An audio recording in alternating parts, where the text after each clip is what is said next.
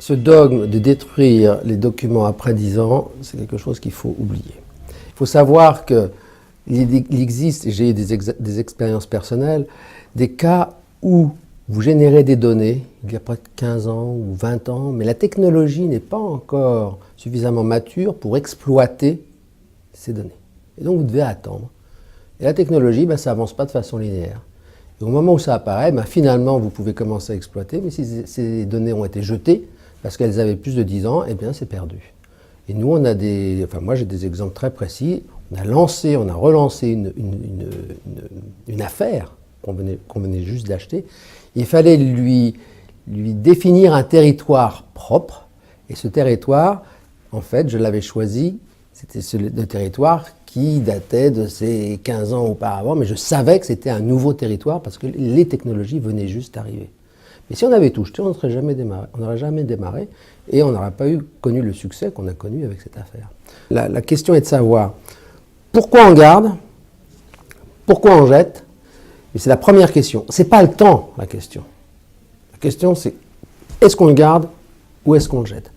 En fait, je pense qu'identifier ce qu'on doit garder, ce qu'on doit jeter, pourquoi on doit le faire, ça nécessite tout de même une réflexion assez intéressante, assez profonde, et probablement ça doit être l'objet d'un groupe de travail, c'est-à-dire que prendre des décisions, il n'y a pas une seule personne qui doit pouvoir prendre ce type de décision.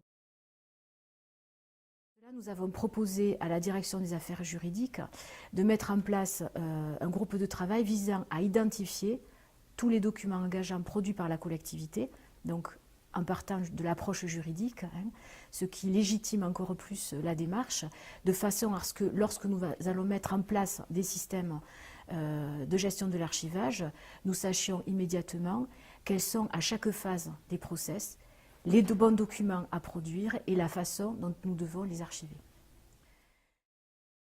Alors, en termes de pilote opérationnel et en termes de chef de projet, ce qu'on peut dire, c'est qu'il y a une nécessité d'être conscient que l'archivage ne concerne pas l'ensemble des documents ou l'ensemble des informations d'une entreprise. Il va concerner uniquement les documents en jeu et les documents sensibles. Et à l'intérieur de ces documents en jeu et de ces documents sensibles, on peut dégager 3 catégories. Alors, la première catégorie, ce sont les documents engageants. Ce sont ceux qui engagent la responsabilité de l'entreprise vis-à-vis de l'externe. Et puis, ce sont ceux qui répondent à des exigences réglementaires ou juridiques. Le deuxième type de documents, ce sont les documents stratégiques.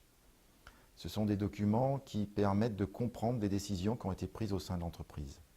Alors, ce sont soit des décisions d'investissement, ce sont soit des comptes rendus de comité, tout ce type de documents, tout ce genre de documents qui permet de déterminer que ce sont des documents stratégiques. Et enfin, il y a la troisième catégorie, ce sont les documents ayant concouru à. Alors, ils ont concouru à construire les décisions stratégiques, ils ont concouru à comprendre la voie qu'a pris une entreprise en termes d'orientation. Une entreprise comme la nôtre archive en tant qu'outil de travail des volumes très conséquents de documents, des écrits, des images, des vidéos, du son, mais également des fonds de produits qui sont mis à la disposition des collaborateurs via une banque de prêts. Ce sont à date un peu plus de 12 000 pièces, essentiellement des pièces de maroquinerie, des accessoires, des souliers, qui peuvent être aussi bien des produits commercialisés que des maquettes, des prototypes ou des pièces vintage. Constituées de fonds historiques et contemporains, nos archives et collections patrimoniales ne cessent en fait de s'enrichir, notamment par le biais des versements internes. Dans ce cadre-là, nous collectons une documentation multimédia importante et notamment les contenus qui sont mis en ligne. Mais aujourd'hui, nous voudrions aller plus loin en nous affranchissant des contraintes qui sont liées au logiciel et au format de données, de manière à pouvoir préserver et archiver, conserver les animations web de nos différents sites et notamment par ce biais, nous pourrions préserver les différentes versions de nos sites internet, mais également les mini-sites qui sont créés pour communiquer sur nos collections ou sur des événements. Au-delà, nous aimerions également réfléchir, dans un deuxième temps, à la conservation d'échanges sur les réseaux sociaux. L'archivage des mails est un vaste sujet.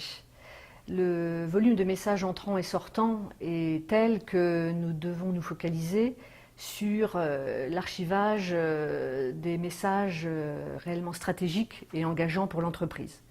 Mais toute la difficulté réside dans leur identification. Au-delà d'une sélection de mots-clés ou d'interlocuteurs clés qui nous permettrait de cibler et d'isoler des messages importants à conserver, la mise en œuvre de ce projet requiert en fait une implication au quotidien de l'ensemble des collaborateurs responsabilisés pour apprécier la valeur à court, moyen ou long terme de leurs échanges et, le cas échéant, donc les déverser dans un dossier d'archives. Charge à nous ensuite de venir les collecter pour les sauvegarder en respectant bien évidemment leur intégrité, leur pérennité et leur confidentialité. Mais je le répète, la difficulté, le nerf de la guerre, c'est vraiment l'implication au quotidien et durable de chaque collaborateur de l'entreprise.